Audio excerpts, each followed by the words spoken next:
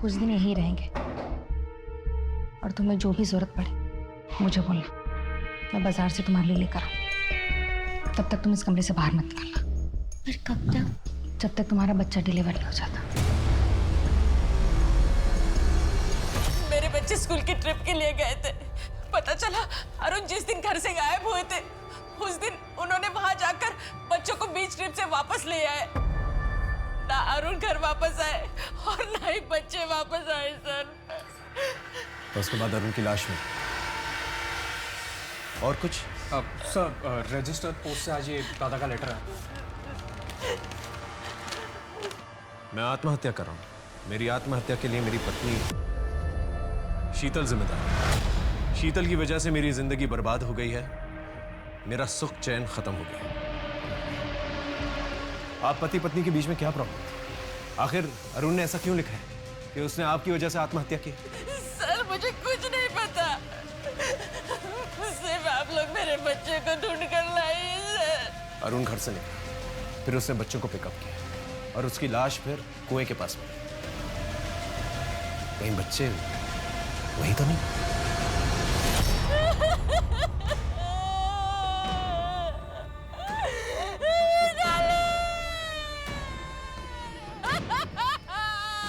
Please हम आपका दुख समझते हैं, लेकिन हमें अपनी कार्रवाई करनी है। प्लीज प्लीज संभालिए अपने।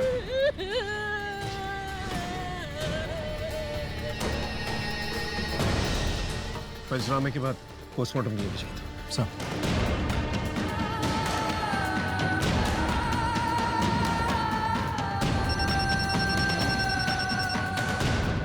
हाँ बोलो। क्या? भाभी प्लीज दरवाजा खोलिए। भाभी दरवाजा खोलो बेटा। सर भाभी ने खुद को कमरे में बंद कर दिया है। देखिए दरवाजा खोलिए प्लीज। दरवाजा खोलो। भाभी सर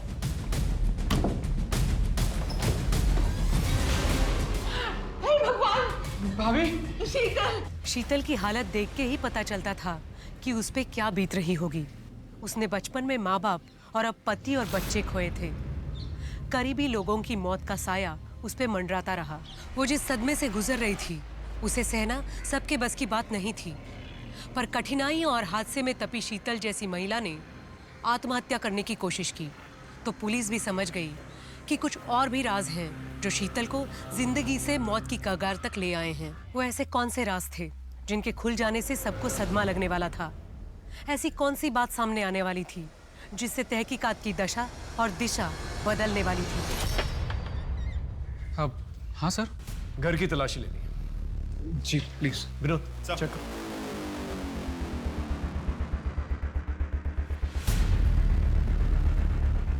सर अंदर अरुण के कमरे के कबर्ड से ही मिला। ये देखिए।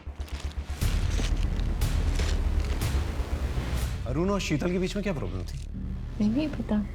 इस बोतल में ऐसा क्या खास है जो इस तरह से पैक करके रखा हुआ है? सर वो दादा के बाल झड़ रहे थे ना, तो वो डॉक्टर के पास से ये तेल ले आए थे और भाभी को इसकी स्मेल पसंद नहीं थी तो इसलिए शायद ऐसे पैक करके रखा होगा। और हाँ सर, दादा स्टैंड अप भी करते थे तो अपने लुक्स को लेके वो बहुत सतर्क रहते थे। इस तेल के अलावा कोई और प्रॉब्लम थी शीतल को अरुण से? हमें नहीं पता साहब। ठीक है, इसे हम साथ में लेके जाएं। हाँ जी सर।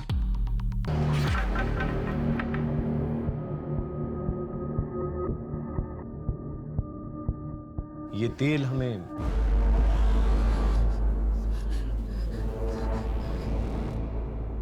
आप अपने पति से नफरत क्यों करती थी? आपने उनके सर पे बोतल फोड़ दी थी, क्या वजह? पता नहीं। देखिए शीतल जी, हम आपकी मदद करने की कोशिश कर रहे हैं, दैट्स ऑल। आप डिटेल में बताइए हमें उस रात को क्या हुआ था, वजह हम पता कर लेंगे। देखिए अगर आप हमें नहीं बताएंगी तो आपके पति की मौत का इल्जाम आप पर आ जाएगा। आपके 2 बच्चों की मौत की जिम्मेदार भी आप ही ठहराई जाएंगी। क्या आप ये चाहती हैं? हम लोगों के बीच में ऐसी कोई बड़ी प्रॉब्लम नहीं थी, सब कुछ अच्छा था। पति पत्नी, 2 बच्चे, देवर, सासू माँ। फिर एक दिन अरुण ने स्टैंड अप कॉमेडी का प्रोग्राम करना शुरू कर दिया। वो अपने लुक को लेकर बहुत कॉन्शियस होने लगा, बहुत महंगे महंगे कॉस्मेटिक खरीदने लगे, घर का बजट बिगड़ने लगा। फिर भी मैंने मैनेज कर लिया। प्रोग्राम के चक्कर में वो रात रात भर घर से बाहर रहते थे। कभी कभी तो एक एक हफ्ते घर नहीं लौटते थे वो। एक दिन मुझे जैस्मिन के बारे में पता चला। मैं बहुत गुस्सा हो गई, लेकिन उन्होंने उसके साथ वो रिश्ता खत्म कर दिया। थोड़ी अनबन हुई हमारे साथ। फिर एक दिन वो बाल बड़ा करने का कोई तेल लेकर आए।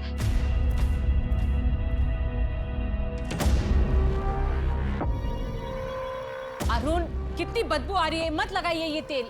मेडिसिन है शीतल, देखना जहाँ जहाँ से मेरे बाल झड़ गए ना, सारे के सारे वापस आ जाएंगे। प्लीज मत लगाओ, बहुत गंदी बदबू आ रही है।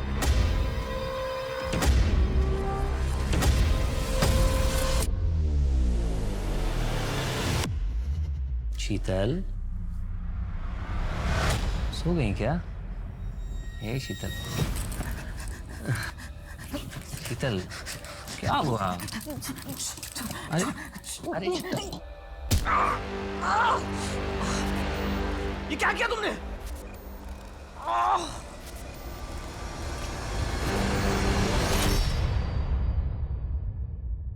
Arun, I am sorry.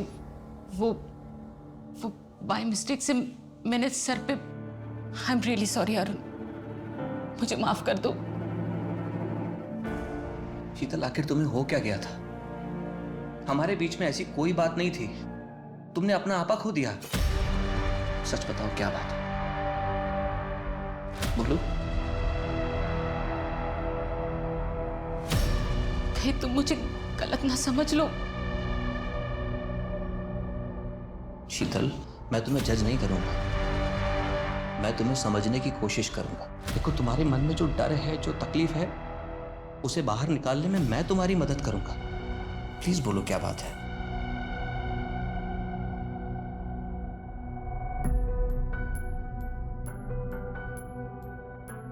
मैं 13 साल की उम्र में ही मां बन गई थी। कब क्या हुआ मुझे कुछ पता नहीं। मैं तो बहुत छोटी थी। दीदी ने मुझे बताया कि मैं प्रेग्नेंट हूं। फिर दीदी ने मुझे ये भी बताया कि किसी ने मेरे जूस में कुछ मिलाया था। फिर बेहोश होने के बाद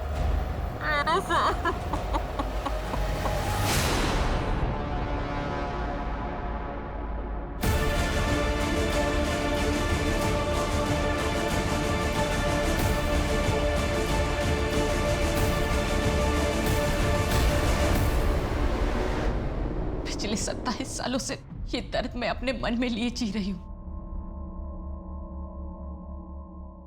अरुण, आज आपने हौसला दिया तो अरुण, आपने मुझसे वादा किया था कि आप मेरा साथ देंगे। अरुण,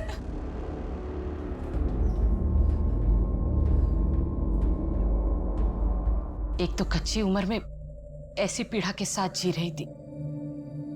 13 साल का शरीर डिलीवरी का सदमा नहीं झेल पाया, इसलिए डिलीवरी होते ही मेरा बच्चा मर गया। आपने रेप की कंप्लेन लिखवाई थी? नहीं। क्यों? मैं बहुत छोटी थी। मुझे ये याद ही नहीं आ रहा था कि मेरे साथ ये बार बार कौन कर रहा था। हमेशा मैं नींद में हूं यही लगता था। मुझे बस ये याद है कि ये जो कुछ भी हो रहा था मेरी दीदी सोनल के घर में हो रहा था। इस सब की बात थी, इसलिए दीदी ने केस रफा दफा कर दिया और मैं भी कुछ नहीं कर पाई। आपकी बहन सोनल, वो अब कहाँ रहती है? सोनल दीदी और जी का 10 साल पहले कार एक्सीडेंट में मौत हुई। आपके साथ जिस घर में वो हादसा हुआ था, आपको उसका एड्रेस याद है? डिटेल में तो नहीं पता, पर बनाटी में एक गार्डन है, उसके सामने विश्वास डेयरी के बाजू में ब्राउन कलर का वो ऐसा आर्क बंगला है, उसी में दीदी और जिया जी रहते हैं और उनके बगल में चैटर्जी और मित्तल जी, वो भी वहीं रहते हैं, दीदी के घर में। शीतल की कहानी सुन के ये केस और भी ज्यादा कॉम्प्लिकेटेड हो गया है। सर ऐसा भी तो हो सकता है कि बचपन में शीतल पे हुए टॉर्चर की बात सुन के अरुण ने उन लोगों को ढूंढ निकालने की कोशिश की होगी, जिसकी वजह से उन लोगों ने मिलकर अरुण को मार दिया होगा। या सर ऐसा भी तो हो सकता है शीतल खुद को बचाने के लिए मनगढ़ंत कहानी रच रही हो। शीतल को उस तेल से प्रॉब्लम थी, इसलिए उसने अपने हस्बैंड पे वार किया। हो सकता है कि वो तेल की स्मेल उसके अतीत के किसी हादसे से जुड़ी हुई है। क्या है कि कुछ हादसे ऐसे होते हैं जो दिमाग में घर कर जाते हैं, इंसान उन्हें याद करके भी याद नहीं करना चाहता, लेकिन फिर कुछ ऐसा होता है जो दोबारा से वो हादसों को ट्रिगर करता है और दिमाग के बंद दरवाजे दोबारा से खुल जाते हैं और फिर इंसान ऐसे रिएक्ट करता है जिस तरह से शीतल ने रिएक्ट किया अपने हस्बैंड के साथ। लेकिन अगर शीतल झूठ बोल रही तो उसने कमाल की कहानी रची है और अपने ही हस्बैंड और बच्चों को मार दिया। तो ऐसा करेगी क्यों? एक काम करते हैं, शीतल ने जो पुराना एड्रेस दिया है ना अपना, वहां चल के पूछताछ करते हैं, देखते हैं क्या क्लू मिलता है। Excuse me sir.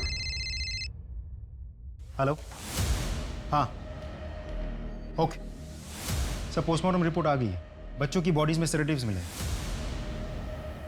इसका मतलब नींद की गोलियां देकर बच्चों को। सारे मर्द एक जैसे नहीं होते, कुछ अच्छे भी होते हैं। ये देखो, मैंने तुम्हारे लिए एक अच्छा सा लड़का देखा है, तुम इससे शादी कर लो, ये तुम्हें बहुत खुश रखेगा। अरे ज्यादा सोचो मत, मैंने हाँ कह दी है, बस 15 दिन में शादी होने वाली है। मैं चलती हूँ, मुझे बहुत तैयारियां करनी है।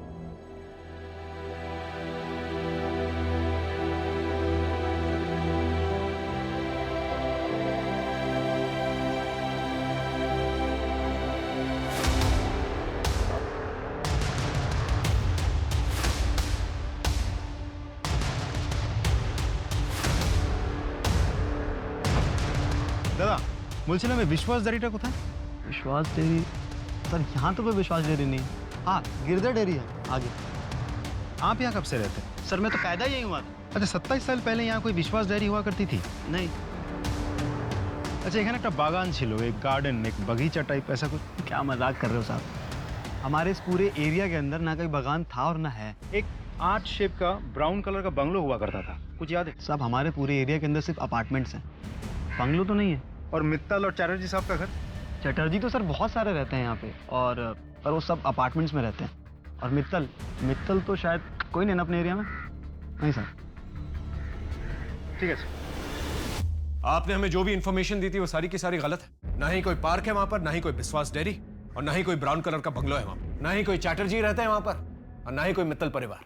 आपने हमसे झूठ क्यों कहा? क्या छुपाने की कोशिश कर रही हैं? 27 साल पुरानी बात है सर, तब मैं बहुत छोटी थी, जितना याद था बता दिया, इससे ज्यादा मैं कुछ नहीं जानती।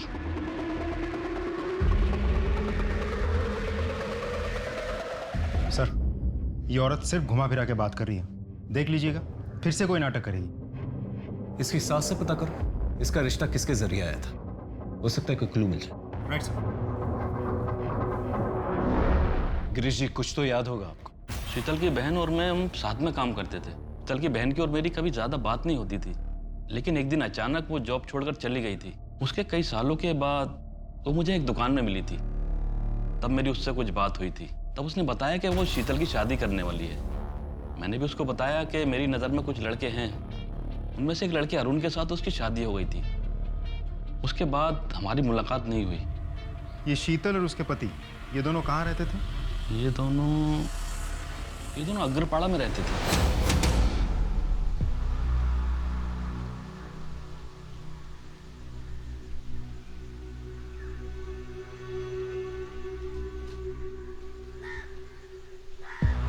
सर ये सुमेध है, इनके ससुर ने ये घर खरीदा था, वो तो अब नहीं रहे, लेकिन इनको ये नहीं पता कि इनके ससुर ने किससे घर खरीदा था। क्या हम घर अंदर से देख सकते हैं प्लीज? जी ये मुझसे बात करके गए थे, आप देख सकते हो। Thank you.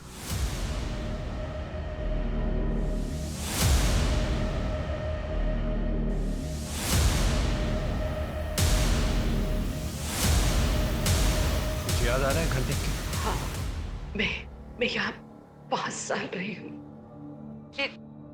मेरे ज्यादा दोस्त नहीं थे, तो मैं ज्यादा से ज्यादा मैं घर पर ही रहती थी। अब याद आए, उस दिन मेरे दीदी और जिया जी की एनिवर्सरी थी।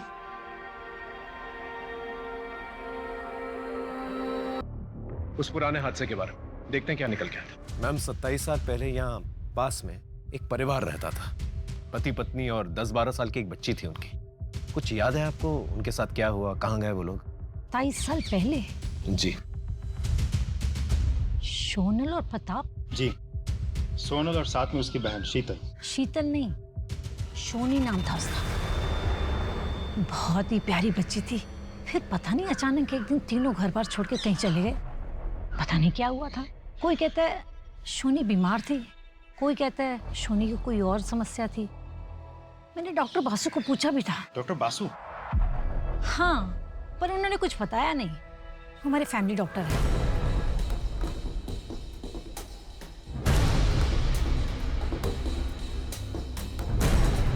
सर, मैं आपको थोड़ी देर में फोन करता हूँ। जी हाँ। सोनल और प्रताप के पुराने सामान में से ये फोटो एल्बम है। फोटोज को अच्छी तरह से चेक करो। 27 साल पुरानी बात है, मतलब 1993। हो सकता है कोई क्लू मिल जाए। और सोनल और प्रताप के सोशल अकाउंट्स भी चेक करो। Right sir.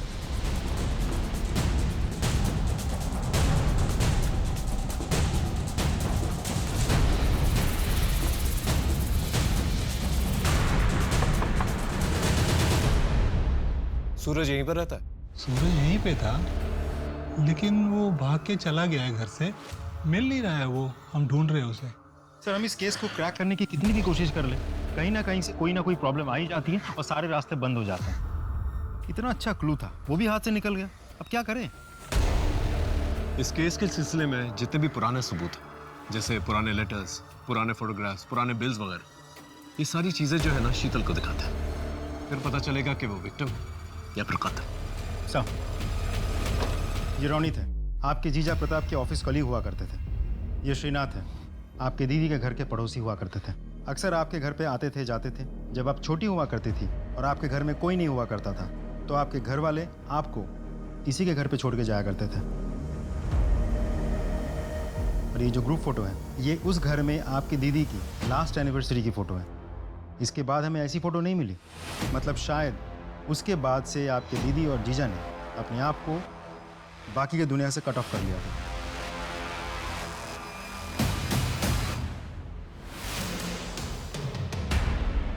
ऐसा क्या था इस फोटोग्राफ के अंदर? देख रहे हैं?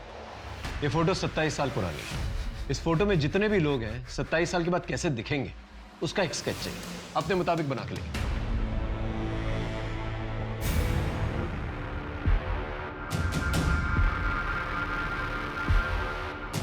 इन सारे स्केचेस को आसपास के पुलिस स्टेशन में भिजवा दी? जी सर, और हमारी एक टीम इन सारे स्केचेस को सबको दिखा के पूछताछ भी कर रही है।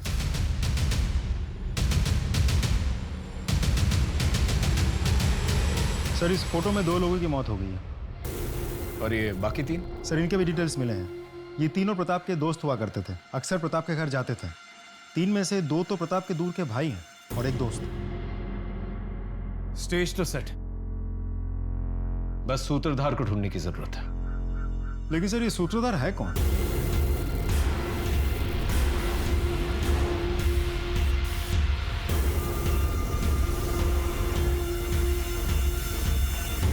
आप लोग सोनल और प्रताप को जानते थे? हाँ, वो हमारे बहुत अच्छे दोस्त थे।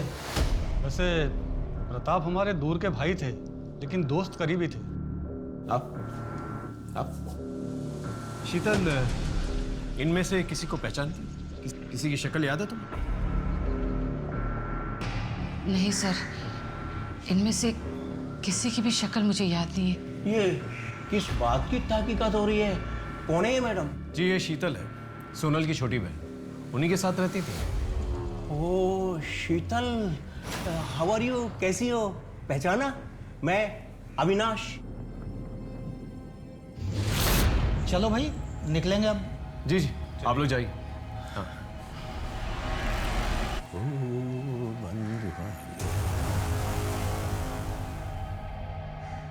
एक मिनट प्लीज वापस आइए। एक मिनट। इस बॉक्स में कुछ कॉस्मेटिक्स, जो भी कॉस्मेटिक्स आप लोग डेली यूज करते हैं उन्हें चूज कर लीजिए।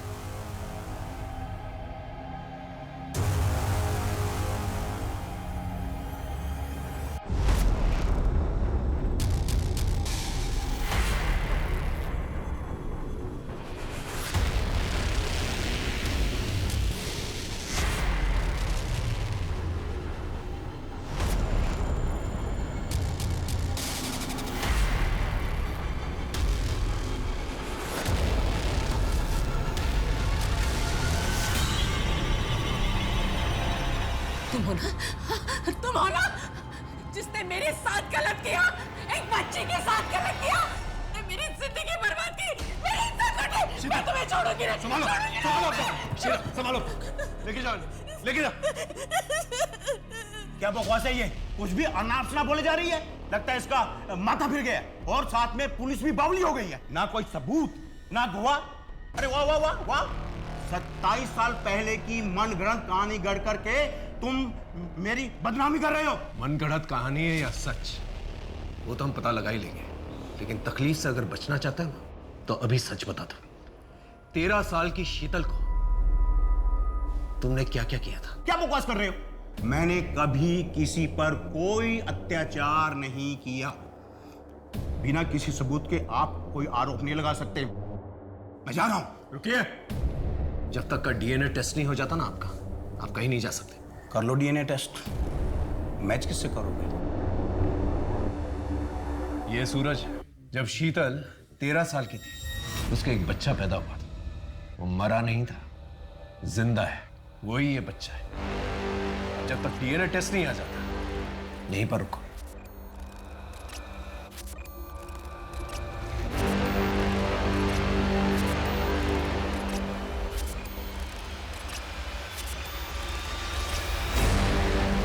तुम्हारा डीएनए और सूरज का डीएनए मैच करता है। अब सीधे से सच बोलेगा या मार खा के बोलेगा? बोल। बताता हूं। ये हैप्पी एनिवर्सरी।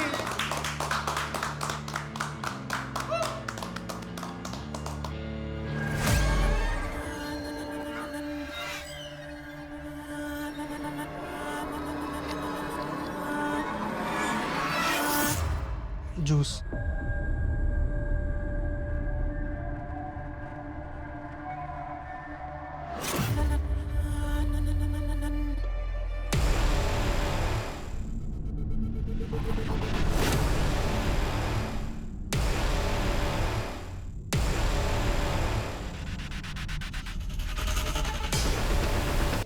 मेरे मन में एक हमेशा के लिए दर्द बना रहा एक कमजोर पल था, जब अपने आप पर बीती हुई बात मैंने अपने पति से कही। वही मेरी सबसे बड़ी गलती थी। पाप किया है शीतल तुमने, धोखा दिया है मुझे। जरूर तुम्हारे ही चाल चलन में कोई खोट रही होगी, तभी तो उन लोगों ने तुम्हारी इज्जत पर हाथ डाला। मेरा ही नसीब खराब था जो तुम जैसी बच्चलन औरत से मेरी शादी हुई। अरुण, अरुण मैंने कहा ना, मैं दूर हटो मुझसे। अरुण, अपने पति पर भरोसा करके अपनी जिंदगी का सबसे बड़ा दर्द मैंने उनके साथ शेयर किया। मैंने सोचा वो मुझे सहारा देंगे, मेरा हौसला बढ़ाएंगे, पर वो तो मुझसे नफरत करने लगे, मुझ पर शक करने लगे, और तो और हमारे बच्चे उनके नहीं किसी और के हैं ये समझकर उन्होंने बच्चों को भी मार दिया। अगर अरुण का मुझ पर विश्वास होता तो न वो बच्चों को मारते और न खुद आत्महत्या करते। वो ये एक इम्पॉसिबल केस था जो शायद कभी सॉल्व ना होता। 27 साल पहले हुए एक भयंकर अपराध को पुलिस ने बिना किसी एफआईआर, बिना किसी पुख्ता सबूत, बिना किसी चश्मदीद गवाह के उजागर किया। उन अपराधियों को पकड़ा और कोर्ट से उन्हें सजा भी दी गई। हम अक्सर कहते हैं कि अगर आपके साथ क्राइम हुआ है तो ओपन अप, उसके बारे में खुल के बात करो, न्याय मांगो। पर ओपन अप होना इतना आसान नहीं होता, क्योंकि हमारे समाज में कड़वी सच्चाई को स्वीकार करने की हिम्मत नहीं है। तभी तो लगभग 99% रेप केसेस रिपोर्ट नहीं होते। ताज्जुब हुआ ना? पर यही सच्चाई है।